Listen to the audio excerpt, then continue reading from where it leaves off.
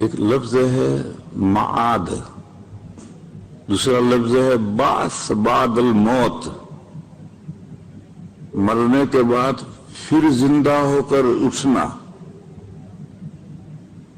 اور معاد کے معنی ہے ریوس آنا۔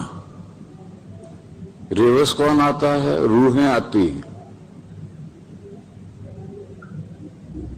جب ابدان باڈیاں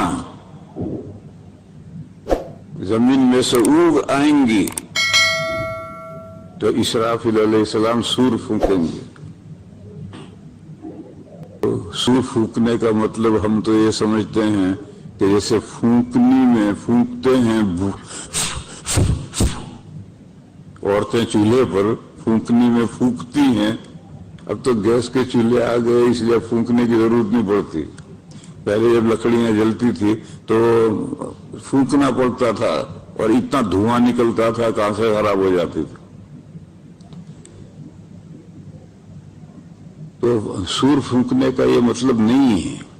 سور پھونکنے کا مطلب یہ قرن ہے۔ قرن مانے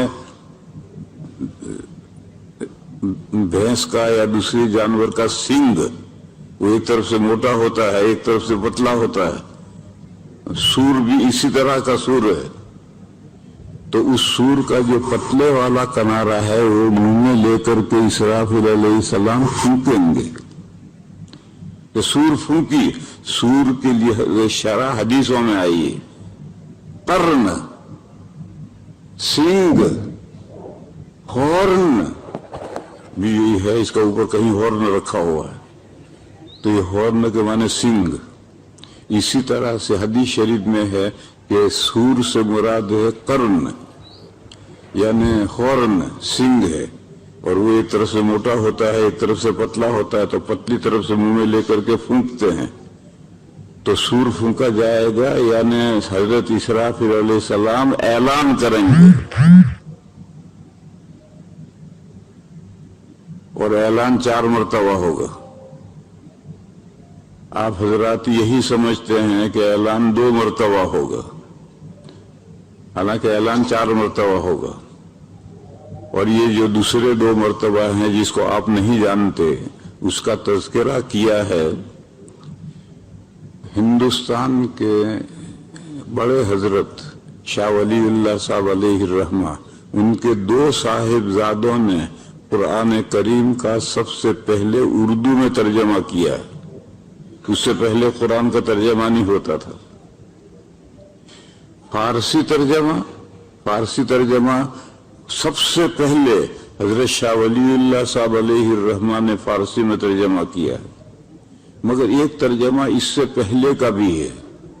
وہ کس نے کیا ہے؟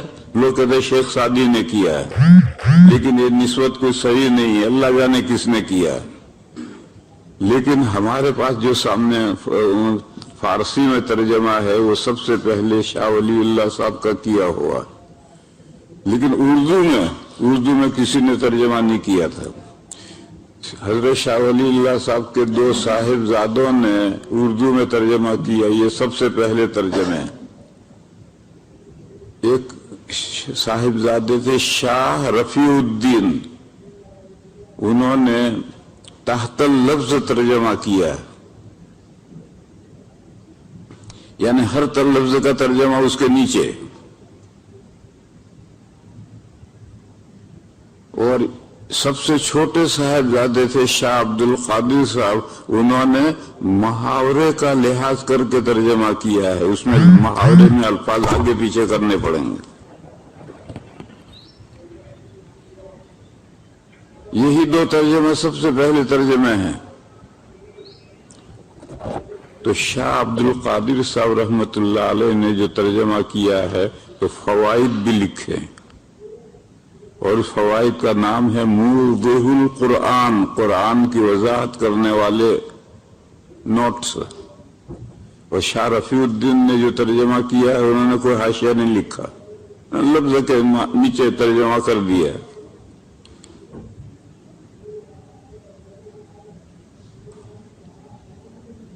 تو سورہ زمر کے آخری رکوع سے اوپر والے رکوع میں ونفخ في الصور فصعق من في السماوات والأرض إلا من شاء الله ثم نفخ فيه أخرى فإذا هم قيام ينظرون. اس آیت کے حاشیے میں لکھا ہے، شاہ عبد القادر صاحب رحمۃ اللہ علیہ نے اس آیت کے حاشیے میں لکھا ہے کہ میدان قیامت میں 2 مرتبہ سور پھونکا جائے گا. آپ جو جانتے ہیں وہ کون سا جانتے ہیں؟ ایک مرتبہ سور پھونکا ساری دنیا ختم، ساری کائنات ختم نہیں، یہ ہماری یہ دنیا ختم. قرآن کریم میں ہے کل من علیہا فان، علیہا کی ضمیر زمین کی طرف لوٹ رہی ہے. یہ زمین پر جتنی چیزیں ہیں یہ سب کو ختم ہو جانا ہے. سارے آسمان اور زمین کائنات کو ختم ہو جانے کا تذکرہ اس قرآن میں نہیں ہے. تو کل من علیہا فان جو پہلی مرتبہ سور پھونکے گا تو ہمارا یہ جو زمین کا نظام ہے، زمین ہے، 7 آسمان ہیں، سورج ہے، چاند ہے، ستارے ہیں، سمندر ہیں، دریا ہے، سارا نظام ختم. پھر حدیث میں ہے کہ 40 سال گزریں گے، 40 سال گزرنے کے بعد میں پھر اسرافیل علیہ السلام سور پھونکیں گے، یعنی دوسرا اعلان کریں گے. پہلا اعلان یہ ہوا کہ سب ختم ہو جاؤ، سب ختم ہو گئے، اللہ کے حکم کا پالن کیا. پھر دوسرا حکم ہوگا وجود نہ جاؤ، کن فیکن. تو پھر تدریجی طور پر چیزیں وجود میں آنا شروع ہوں گی، ایک دم نہیں آئیں گی.